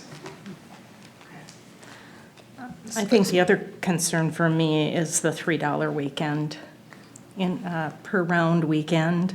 I think that's a time when we see a lot of families out there, family units, and that's going to be a pretty heavy hit on the pocketbook, I think. So maybe the potential for flipping that, $3 weekday, $1 weekend potentially, with the exception again of youth. I think those youth rounds, we have to be really careful with that. We don't want to discourage our young people, I don't think, from participating in that, or potentially cap that there. I'm not exactly sure what the solution is, but I do really appreciate the creativity going into trying to build up the CIP budget so that we can continue to make improvements out there. I'm just not 100% convinced with that fifth bullet that that's the way to go. I think we need a little more discussion on that one. So I have to chime in on, my overall concern is that we have a departure of a standalone entity that is fully self-sustained. And so I want to continue the arrangement and think that the current course is I've heard lots of feedback that the current course is in great condition, and that's great for the city, and I want to continue that, want to continue this relationship. I am concerned about us moving from a self-sustaining entity to a non-self-sustaining entity. And so when the challenges came up and the request for the $25,000 came up, I think it's important to note that, from my mind, that's a one-time fee or a one-time payment, not necessarily to be included next year if we were to renegotiate, an agreement for 2021. And in my mind, the recapture of the greens fee is a chance to try to recover from the public what is that one-time fee, so that the city general fund, so we still have a self-sustaining entity. We have a lot of very successful courses near Forest Lake that are standalone, self-sustaining, and I think I don't want us to walk away from that view that it is a self-sustaining entity as much as possible. And so also, I do think the fee is important to help it recover the $25,000. And also, I would discourage us from putting that away into a capital improvement fund. I think that needs to go directly to offset the $25,000 that we're paying. It's not, the math isn't going to get us fully there, but at least it's a partial offset, and it keeps us that much closer to a self-sustaining course. I'm not ready to walk away from the concept that we can have a self-sustaining operation in the long term. We might need to do something here in the short term. Happy to do that to keep a great relationship. But I'm nervous on us walking into too heavily of a publicly subsidized course. Are our other parks publicly subsidized? Absolutely, but I think this is one of the rare opportunities where we can have a fully self-sustaining operation, and we should take advantage of that because our other parks also have significant deficiencies. And, you know, we're always looking for sources of revenue, and here we have a great opportunity that we can cover. We've had a great tradition of covering that with user fees and being a self-sustaining entity. So I'm not ready to walk away from that. I think there's, again, happy to partner in the short term, but in the long term, I'd like to keep us self-sustaining. And, it begs the question, we are in somewhat competition with some other private enterprise, and they are self-sustaining, and, I'm hesitant for us to use general fund dollars here.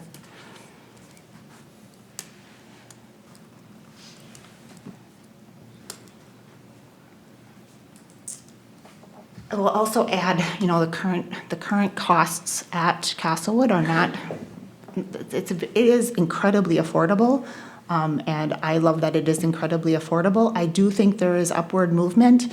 I recently played a round of mini golf and spent more on 18 holes of mini golf than what a 9-hole course would be on the weekday. And those are two completely different experiences, and I want us to maintain affordability, but I do think there's room there for us to keep it self-sustaining.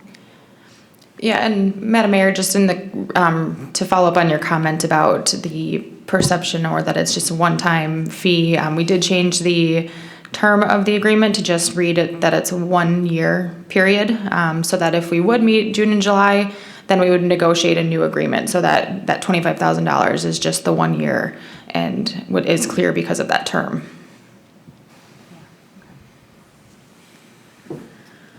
Other thoughts? This is an agreement that expires at the end of the year. This is our opportunity to provide feedback to staff on how to proceed.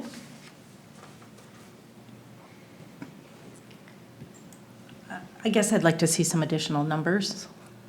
I'd like to know how that annual membership factors into that, some clarity on that. Again, I don't think we want to cut off our nose in spite of our face. So I think we just need to be sure that we analyze this thoroughly. I think we can, try to play with a model for this year, since it's a 1-year contract, and do an analysis a little bit later on in this year too.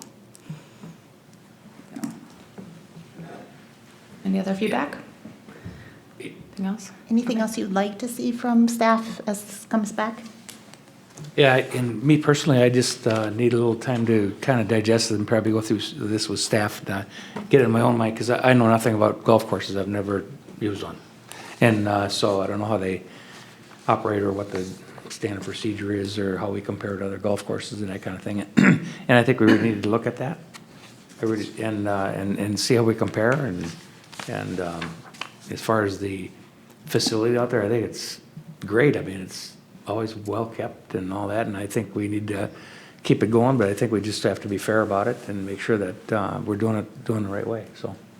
It does have a lot of resident feedback or resident support, and there has been a lot of resident feedback about this particular agreement and encouraging us to move forward with the existing manager. Okay. Doing a great job of maintaining kids. I said increase my husband's green fee as much as you want, just be careful of the kids and families.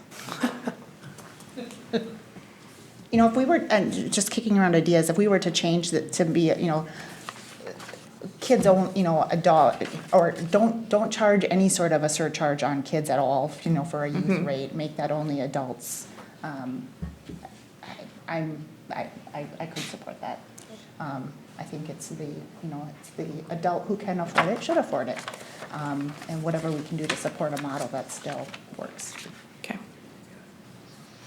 Because I do think, even though it's a 1-year agreement, I think we come to negotiation time, and if we pull back that $25,000, I think it's still seen as a loss, because I think business-wise, it gets absorbed into operations. So my concern is how do we, create a model that's self-sustaining as much as possible. Thank you. Okay. All right, moving on. We have staff updates, and Jamie, you're up. Any updates for council? Just a reminder that we're having our Hometown Holidays tree lighting ceremony on Saturday, December 7th.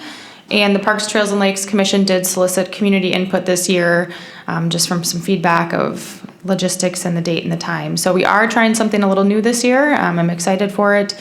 We are going to have a portion of the event here at the City Center from 2 to 4. Some Santa is going to be here this year. Mad Prop Studio is going to have a nice setup for us for some photo opportunities, movie and hot chocolate. Then we're going to head over to the park for a short but sweet program, 4:15 till 5 o'clock for the tree lighting. And then Vanelli's is welcomed free complimentary soup for those who attend the tree lighting ceremony to come warm up once you're done with that. So save the date and we hope to see you there. Excellent, great. Any questions of Jamie this evening? Terrific. Chief Newman. Early this morning after midnight, Forest Lake Fire was requested out for a structure fire on Clear Lake. We had Hugo Fire, Wyoming Fire, North Ambulance, Forest Lake PD assisted. Heavy smoke and water damage was sustained by the house. Happy to report there was no injuries and no equipment issues during the fire. Very good. Thank you for that, and Anybody certainly, fall through the ice yet? We've been called out for that, but luckily they were just laying flat on the ice and were able to get off without falling through. Thank you. good reminder. Ice is not ready, and certainly let us know if there's anything that family needs as you have more communication with the homeowners. Will do. Thanks. Very good. Chief Peterson. Yeah, the only thing I have for you is just a friendly reminder to everybody with the snowfall coming tomorrow. Just take your time, be careful.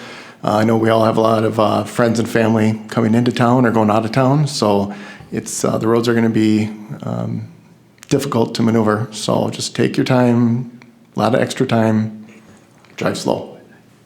That's all I have for you. Very good question. Go ahead.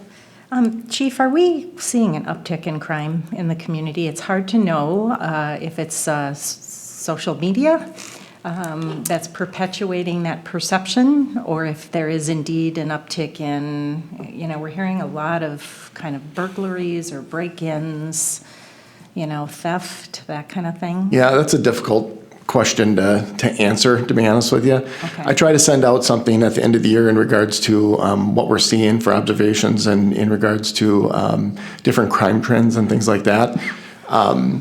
With social media right now, I do have to admit there is a lot out there. Some of it is true, some of it is not, some of it is just perception, and it gets out there so quickly. Right. But I can't answer that question, like, is there a sharp uptick or anything like that? I haven't observed anything that way. But at the end of the year, I should have some analysis for you and things like that. But yeah, you have to be very careful what you see and read out on social media. I'll leave it at that. You mean you can't believe all of it? Any of it. Thank you, Chief. Yep. Sam? Nothing more to add. Thanks. Good, thank you. Dan?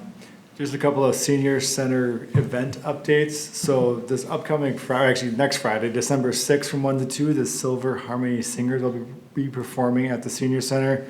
And then as the holiday season approaches, if anybody's getting a new cell phone and wants to safely dispose of their old cell phone and help the senior center out, they are collecting old cell phones, which they will turn in for as part of a fundraiser. So it's a good way to safely recycle old cell phones and help the senior center do some fundraising as well. And that's all I have. Very good, thank you. Patrick? I have no further report tonight. Very good. Bridget? No update. Excellent. Ryan? Mayor, City Council, we received a letter from the Metropolitan Council that the City of Forest Lake has been awarded $25,300 through the Water Efficiency Grant Program. A lot of thanks to Dave, played a large part into that grant application. So we've targeted this application towards irrigation controllers and components of the system that are higher efficiency and improved devices that will be installed. So at a future meeting, we'll be bringing forward some grant agreements that's required through the Met Council here. That's we previously did this program and went after efficient washing machines and high efficiency toilets. So Second year have been successful. There was obviously a lot more competition this year, but we were still successful in getting some dollar amounts we wanted. This program will run through June of 2022, so. Terrific. And are those for city-owned properties, or are these pass-through funds for residents for making updates? These will be on existing properties that have, are supplied by city water. So they have to be on city water to be able to qualify for this. So there'll be criteria that'll come out in a grant program that we've already prepared and submitted. We'll tweak some stuff for final delivery on the website and work with Dan and get that posted. So good news, because it's targeting where our spikes are in irrigation, so. Right. Another announcements, Friday, November 22nd, City Administrator Pat Casey was also in attendance at the APWA Conference Minnesota chapter, where we recognized Forest Lake area schools at the annual conference in the high school water stewardship project that received the Environmental Stewardship Award to the commitment to environmental conservation and protection. Basically, the water reuse project that's been completed out there, that we were able to secure a grant for that project, and it won an annual award at the conference. So in 2016, a unique partnership was developed amongst the city of Forest Lake, Rice Creek Watershed District, Minnesota Department of Health, Forest Lake area schools, and the Forest Lake High School environmental biology and agricultural faculty, and the student-led environmental clubs. Forest Lake High School began to improve facilities at the high school and has met the Rice Creek stormwater management permit requirements. The first phase of the long-term stormwater reuse and education program included construction of the new stormwater basin to filter and treat stormwater that was converted into a wet pond to provide reuse system water storage. The pond receives runoff from a drainage area of approximately 20 acres and includes 14.3 acres of impervious surface in order to irrigate approximately 12 acres of athletic fields. So this project basically on an average will save about 4 million gallons of potable water. That's necessarily would just be pumped out from the ground. And also with this project, we developed an education curriculum that was developed to integrate into the reuse technology and water conservation concepts into biology, agricultural, and earth science courses. With the science and technology curriculum development, teachers and students will monitor water use compared to the stormwater harvest for the irrigation. So not only a successful project, but a successful interaction curriculum developed with the classroom. So just wanted to share that with you. So you get one award a year in Minnesota for that, and that project got it, so. Nice. That's great. Well done. That's all I got. Very good. Any questions for Ryan? Dave? Just one update. Jamie mentioned the tree lighting is on the 7th, but the tree is up already. So if you want to check that out, a big thanks to the beautification group. They spent a couple Saturdays hanging the 400 bulbs that are on there. So I think it looks fantastic, and can't wait to see when it's lit up. So that's all I have. You ready for snow tomorrow? We're ready as we can be. All right. Thank you. Councilmember Gerard. Two updates, one, Cable Commission, and basically you saw what happened at the Cable Commission. It was an extensive meeting on the budget.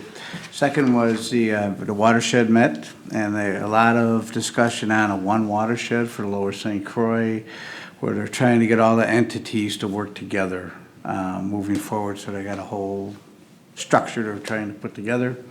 And also an interesting discussion on their goal's always been water quality, and do they need to possibly start moving towards navigable waters and how we use the waters, and not just water quality.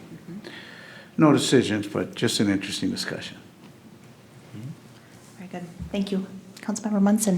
Unfortunately, I was ill last week and missed both my rush line and the FLA meeting, so missed that. But then just wanted to make a comment about the tree. I was driving around the roundabout, and it just looks amazing. It looks really, really nice. So nice work. And with I also saw the change in the plans for the tree lighting, and I think it looks really nice as well. See how it goes. Good work. Very good. Councilmember Byström. I attended the YMCA board and the senior center board meeting. As Dan mentioned, they have a wonderful event coming up with the Silver Harmony Singers and a fundraiser with the cell phones. Sharon would like me to remind everyone to do a factory reset on their phones before they turn it in and remove the SIM cards, or she'd be happy to do it for you with her stellar tech skills. So, yeah, she's been doing quite a bit of that and finding great joy in it, I guess. And then I just also wanted to mention that prior to the city-related events, the Lions are holding their Belgian waffle breakfast at Lakes Floral. I believe it's 8 to noon that day, so it could be a full day of family fun. Very good. Councilmember Husnick? Thank you. The last last meeting we had for the city council was canceled. That allowed me to go to the strategic planning for the school. For whatever reason, the dates have to come together at the same time. And anyways, I got to go to that meeting, and they're just about having their strategic planning just about wrapped up. And we've been working on our little cubicles, been working on the communication and marketing part of it. Everybody has a separate job to do there, and there was lots of good communication, lots of good suggestions on how we can increase the communication amongst the people that send kids to school. We have several communities that involved, and it includes one of the things that came up was Forest Lake is the only one that sends a liaison to the school board, and I think that that could be an issue. It'd be great if the other communities would do the same thing, because then that communication would be more broad. And that's just one of the things, not to mention emails and social media and so forth and so on. So the next meeting is December 2nd, so I won't be able to make that meeting, but I'll try to get the finalized what happened anyway for the final thing. So that's all I have. Thank you for being so diligent in that assignment. It's a heavy workload, and I appreciate that you're covering both. So It's just too bad they all have the meetings have to be the same night, so. agenda management is challenging. I just have just a very quick update.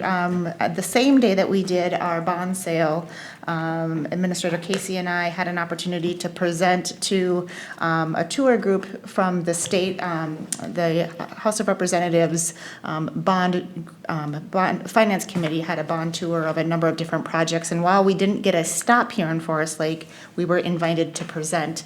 So we were invited to present during lunch, which we had a captive audience, which actually I think helped us. And we presented our projects and made our best plea for funding of those bond projects. Tried to do a virtual tour, and so I said a lot of words like, imagine if you were standing at the corner of Goodview and 97, and really try to paint the picture of what they would see for that particular project and our other projects.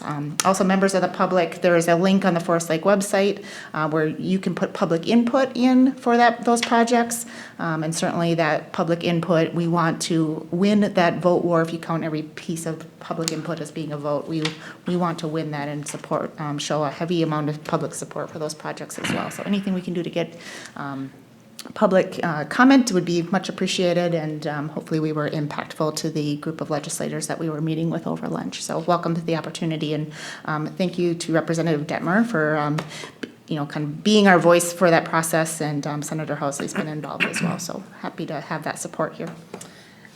Don't have anything else on our discussion or action item agendas. We are going to move into a final closed session, and so if Councilmember Byström could move us into that closed session. Yes, Mayor Bain. I move to close the meeting pursuant to Minnesota Statute Section 13D.05, Subdivision 3B, pursuant to the attorney-client privilege, to discuss the following pending litigation matters. State of Minnesota et al., ex rel. Stephen Kleiber versus Nelson Auto Center Incorporated et al. The closed meeting will be held in the Forest Lake Room and will commence immediately. Once the closed meeting is completed, the City Council will reconvene the open meeting portion of tonight's City Council meeting in council chambers. There being no further items on the agenda, once back in open session, the council will simply adjourn the meeting. I'll second. Motion and a second. All those in favor signal by saying aye. Aye. Oppose? And we're in closed session.